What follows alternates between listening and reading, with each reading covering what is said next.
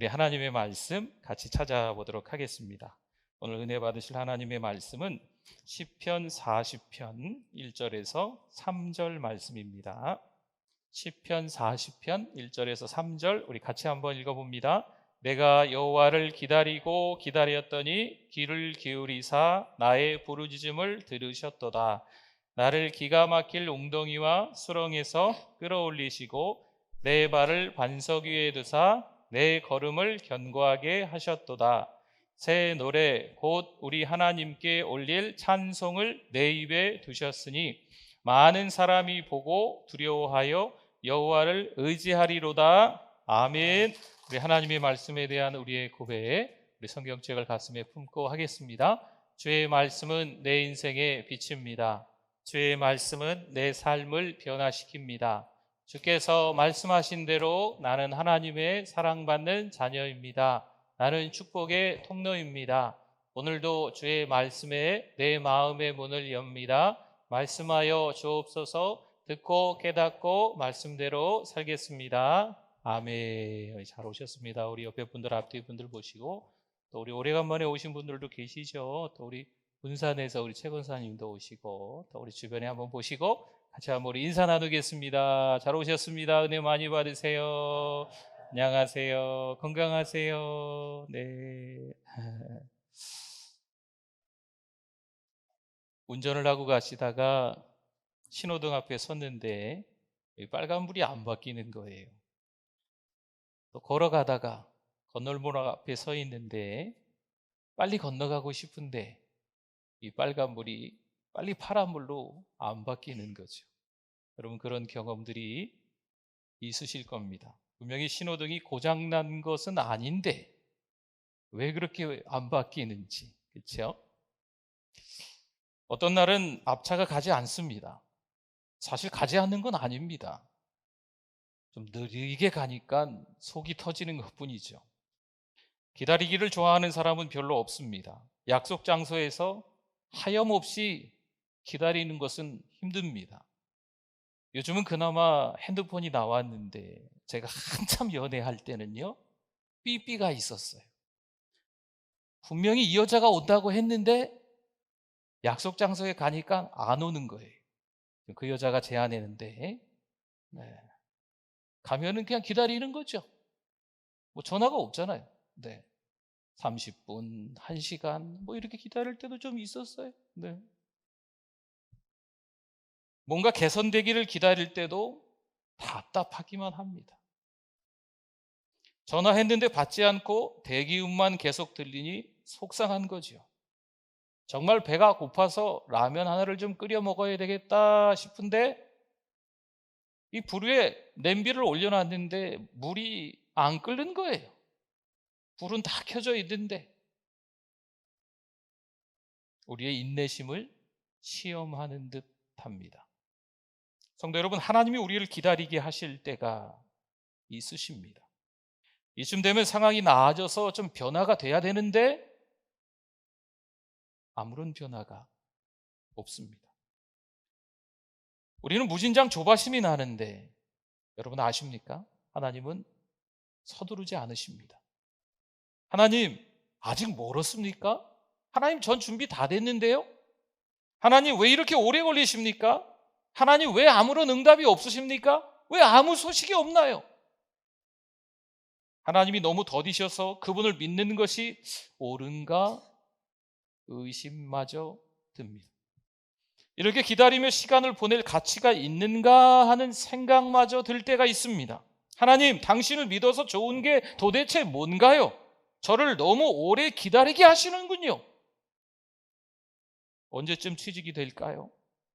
언제쯤 결혼하게 될까요? 언제쯤 건강해질까요? 도대체 나에게 소망은 있기는 한 건가요? 너무 오래 걸려 기다림이 점점 무의미하게 느껴지기 시작합니다. 하나님께 찾아와 그래서 예배를 드리는 거죠. 같이 찬송도 하고 기도도 하고 하나님의 말씀도 듣습니다. 그런데 답답한 건 똑같아요. 변하는 건 아무것도 없는 것 같습니다. 은혜를 받는 것 같기는 한데 그 은혜가 머물러 있지 못하는 거지. 그냥 순식간에 그 은혜가, 그 감격이 사라져 버리는 거예요. 예배, 기도 다 관두고 싶습니다. 하박국 1장 2절에서 말씀합니다. 여호와여, 내가 부르짖어도 주께서 듣지 아니하시니 어느 때까지리까? 내가 강포로 말미암아 외쳐도 주께서 구원하지 아니하시나이다. 아멘. 누구나 하박국처럼 하나님께 부르짖고 싶을 때가 있습니다. 부르짖어도 하나님께서 듣지 않으시는 거죠. 외쳐도 하나님이 살려주지, 구원해주지 않으시는 것 같은 거예요. 막상 하나님이 응답하셨다고 합시다. 그런데 별로 위로가 되지 않는 응답이에요. 하박국 2장 2절과 3절에 여호와께서 내게 대답하여 응답하여 이르시되 너는 이 묵시를, 이 비전을 기록하여 판에 명백히 새기되 달려가면서도 읽을 수 있게 하라. 이 묵시는 정한 때가 있나니 그 종말이 속히 이르겠고 결코 거짓되지 아니하리라. 비록 더딜지라도 기다리라. 지체되지 않고 반드시 응하리라. 아멘. 하나님은 하박국이 묵시가 있을 거라 약속은 하셨습니다만 동시에 더딜 거라고, 기다리라고 말씀하시는 거죠. 얼마나 오래 걸리는지는 말씀하지 않으세요. 그냥 언젠가 이루어질 테니까 그냥 기다려 라고만 하시는 거죠. 여러분 혹시 낚시를 해보셨습니까? 몇 시간 동안 줄곧 서거나 앉거나 낚싯줄을 계속 던지고 또 던집니다. 그런데 피라미 한 마리 물지 않는 상황과 비슷한 거예요. 더 이상 아무 생각이 없습니다. 소망이 없습니다. 지쳤습니다. 이젠 짐 챙겨서 돌아가고 싶은 겁니다. 오늘 본문 1절과 2절을 한번 볼까요? 내가 여호와를 기다리고 기다렸더니 귀를 기울이사 나의 부르짖음을 들으셨도다. 나를 기가 막힐 웅덩이와 수렁에서 끌어올리시고 아멘. 여기까지 봅시다. 전쟁이 있었습니다. 그런데 이 전쟁통에 웅덩이를 파놓은 거죠. 적들이 파놓은 웅덩이에 다윗이 영락없이 빠진 겁니다. 너무 절망적인 상황이기에 다윗은 오늘 말씀에서 이렇게 이야기해요. 기가 막힐 웅덩이와 수렁이다. 참 기가 막히게 됐다. 어쩌다 내가 이 웅덩이에 빠졌는가? 점점 빨려 들어가는 이 수렁에 어쩌다 빠졌네 하는 거죠. 그런데 그 상황에서 간절함은 응답이 올 때까지 포기하지 않는 거예요. 지금 웅덩이에 빠져 있지만 수렁에서 늪처럼 계속 빨려 들어가고 있겠지만 그럼에도 불구하고 간절하게, 절박하게 하나님을 기다려야 된다는 겁니다. 그럼 누가 믿음이 좋다는 걸까요? 오래 기다릴 줄 아는 사람. 시편 130편 5절과 6절에 보니까요, 나 곧 내 영혼은 여호와를 기다리며 나는 주의 말씀을 바라는도다. 파수꾼이 아침을 기다림보다 내 영혼이 주를 더 기다리나니 참으로 파수꾼이 아침을 기다림보다 더하도다. 아멘. 여러분, 파수꾼이 아침을 왜 기다릴까요? 아침이 되면 교대합니다. 파수꾼이 아침을 기다리는데 그 아침이 더디 오는 거지. 파수꾼이 얼마나 간절하게 기다릴까요? 그러나 우리가 더 간절하게, 절박하게 기다려야 한다는 겁니다. 시편 기자는 그만큼 간절하게 바라면서 하나님을 기다렸다 말하는 거지요. 시편 27편 13절 14절에 내가 산자들의 땅에서 여호와의 선하심을 보게 될 줄 확실히 믿었도다. 너는 여호와를 기다릴지어다. 강하고 담대하여 여호와를 기다릴지어다. 아멘. 기대감을 가지고 기다렸습니다. 소망을 품고서 지금 기다리고 있는 거예요. 믿음과 순종으로 기다리고 있는 거지요. 갈망하면서 간절하게 기다리고 있는 겁니다. 확실히 믿고 기다렸더니 의심과 절망이 사라졌다라는 겁니다. 예레미야애가 3장 25절 26절에 기다리는 자들에게나 구하는 영혼들에게 여호와는 어떻다고요? 선하시도다. 사람이 여호와의 구원을 바라고 잠잠히 기다림이 좋도다. 아멘. 하나님은 잘 기다릴 때 어떤 유익을 얻는지 말씀해 주고 계십니다. 잘 기다리는 자에게 하나님은 어떻다고요? 선하시다. 하나님은 선하시다 말씀하시는 겁니다. 그럼 잘 기다린다는 것은 무슨 뜻일까요? 어떻게 기다려야 결국 하나님의 선하심을 경험할 수 있을까요? 언젠간 하나님이 상황을 좋게 만들어 주시겠지 막연하게 기다리는 걸 말할까요? 입을 완전히 닫고 불평불만하지 않으면서 기다리는 게 맞는 걸까요? 아니면 마냥 기다리는 게 아니라 이제 우리가 뭔가를 으쌰으쌰 해야 되는 걸까요? 이런 질문의 답은 사실 똑같지 않습니다. 하지만 하나님을 기다리는 것은 우리 힘으로 문제를 해결하지 않겠다는 뜻입니다. 하나님을 기다리는 것은요, 그분의 인도를 기다리는 거예요. 그분의 간섭을, 개입을, 그분의 능력을, 그분의 공급하심을 기다리는 겁니다. 그런데 이때 기다리다 지쳐 우리의 힘으로 뭔가 시도하는 거죠. 우리 삶을 우리가 스스로 끼워 맞추려고 뭔가를 이렇게 만들려고 애를 쓰는 거예요. 성도 여러분, 분명히 하나님의 때가 있는 것을 깨닫기를 바랍니다. 스스로 문제를 해결하려 하지 마시고 모든 것을 하나님 앞에 다 내어 맡기는 게 중요한 겁니다. 야고보서 5장 7절과 8절 말씀에 그러므로 형제들아 주께서 강림하시기까지 길이 참으라. 보라, 농부가 땅에서 나는 귀한 열매를 바라고 길이 참아 이른 비와 늦은 비를 기다리나니 너희도 길이 참고 마음을 굳건하게 하라. 주의 강림이 가까우니라. 아멘. 비가 내려 땅이 싹을 내기까지 기다려야 하는 농부처럼 우리도 하나님이 우리 안에서 그리고 우리를 통해서 그분이 의도하신 목적을 이루시기까지 어떻게 해야 된다고요? 기다려야 한다는 겁니다. 기다리지 못하면 불평하는데 많은 시간을 쓰게 됩니다. 기다리거나 불평하거나 둘 중에 하나라는 겁니다. 불평하기를 좋아한다면 잘 기다리는 사람이 아닙니다. 여러분, 불평한다는 것은요, 내 믿음이 작다. 좀 더 다른 표현을 쓴다면 불평한다는 것은 내 믿음이 없다라는 것과도 같습니다. 불평은 하나님의 뜻을 찾기보다는요, 내 방식대로 하겠다는 겁니다. 성경에 스스로 문제를 해결하려다가 오히려 시간만 지체되는 이야기가 종종 나옵니다. 아브라함은 약속의 아들을 얻기까지 무려 25년을 기다립니다. 무려 25년. 75세에 말씀하셨는데 100세나 돼서야 아들 이삭을 낳습니다. 왜일까요? 영적인 상황을 육신이 해결하려고 했기 때문에 그렇습니다. 그 스토리는 아마 아실 거예요. 마르다와 마리아는요, 오빠 나사로가 죽고 예수님을 기다려야 했습니다. 오빠 나사로가 죽고 나흘이 지난 이후에야 예수님이 도착하셨잖아요. 그냥 기다리는 거지요. 이유가 뭘까요? 그들 자매는 의심하다가 결국 예수님의 구원을 믿게 되는 이야기입니다. 여러분, 그것을 지금 오늘 우리에게 말씀을 통해서 교훈해 주시기 위해서 기다림이 있는 거예요.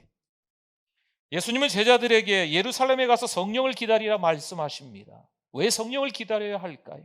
성령을 받고 난 이후에 제자들이 사명을 완수할 수 있기 때문에 그렇습니다. 한나는 사무엘을 낳기까지 수년을 기다립니다. 룻도 남편 보아스를 만나기까지 오랜 세월을 기다립니다.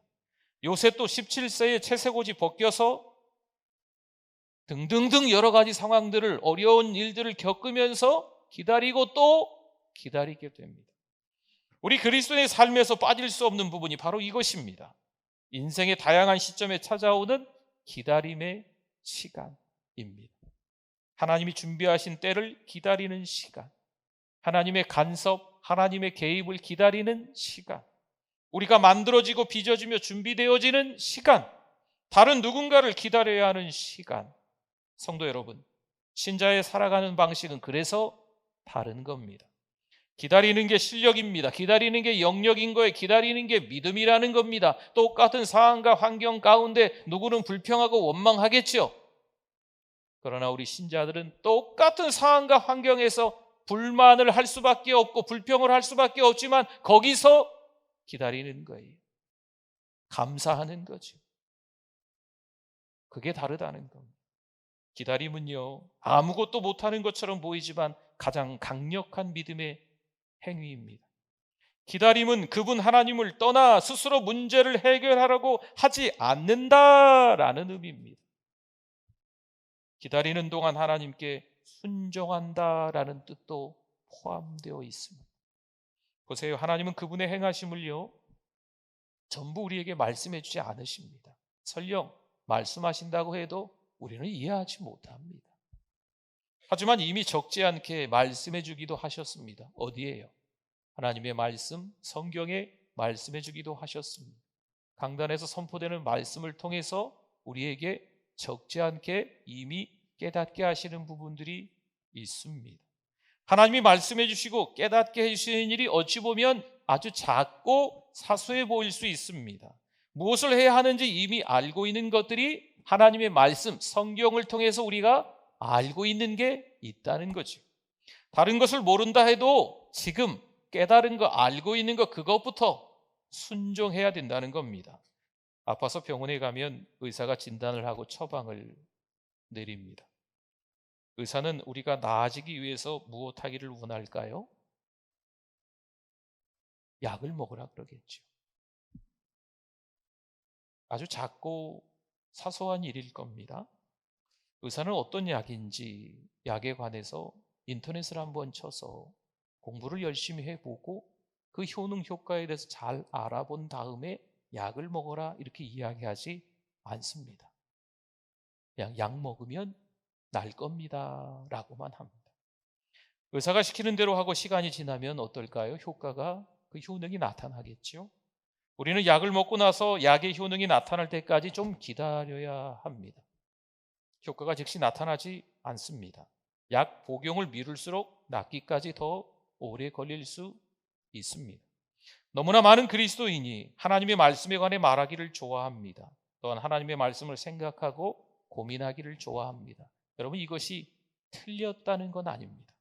하지만 그 말씀대로 행하는 사람은 보기가 드물다는 거죠.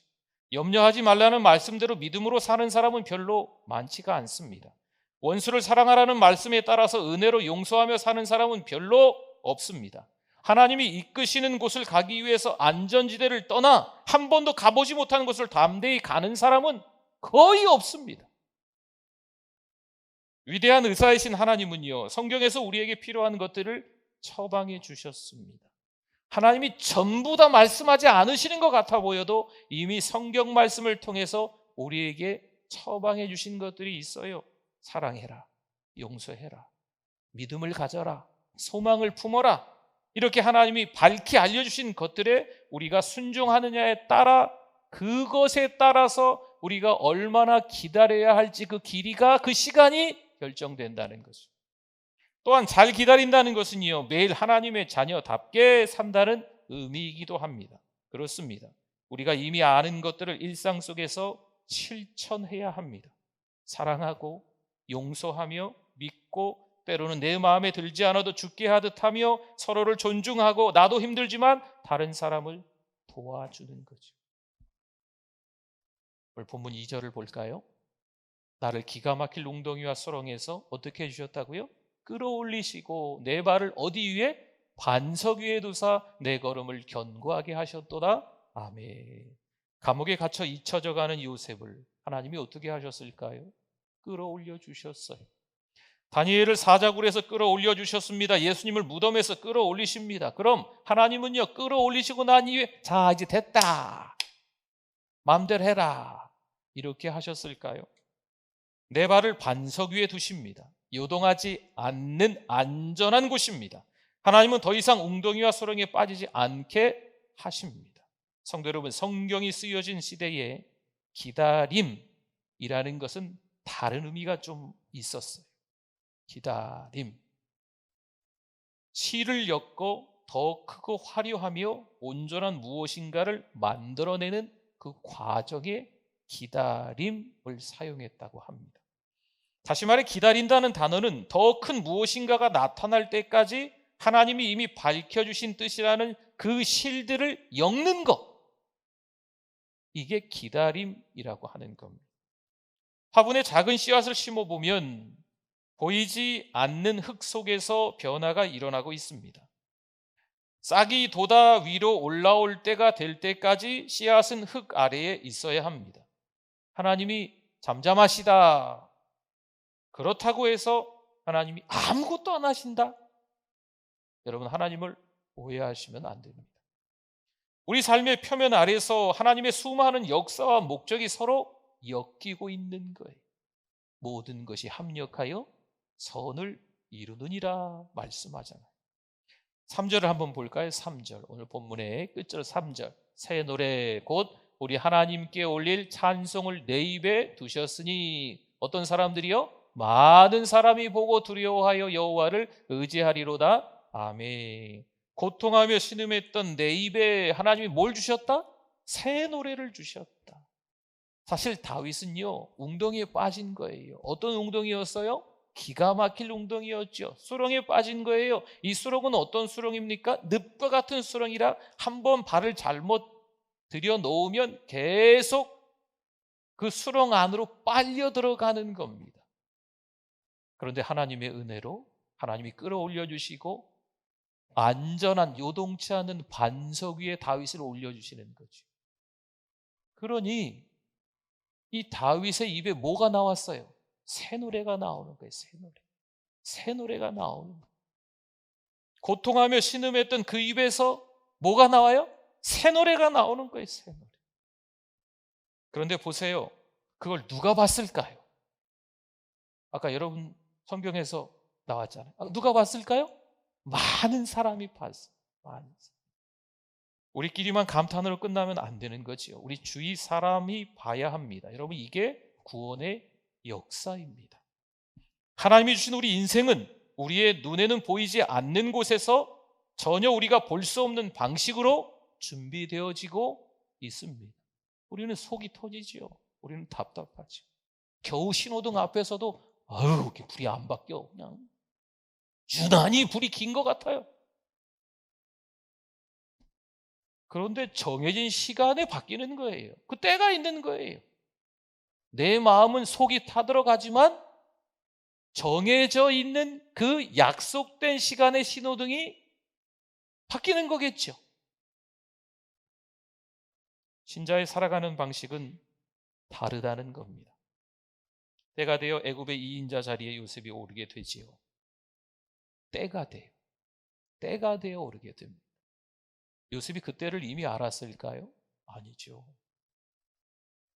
17세에 특별한 꿈을 2번 꾸기는 했지만 그 다음에 요셉은 구덩이에 던져지고 노예로 팔려가고 보디발 장군의 집에서 일하고 모함으로 감옥에 갇히고 갇힌 상황에서 꿈을 잘 해몽해줘서 드디어 좀 풀려날 것처럼 보이지만 그리고 나서 또 2년이 지나가고 여러분, 이 많은 세월들 속에서 요셉이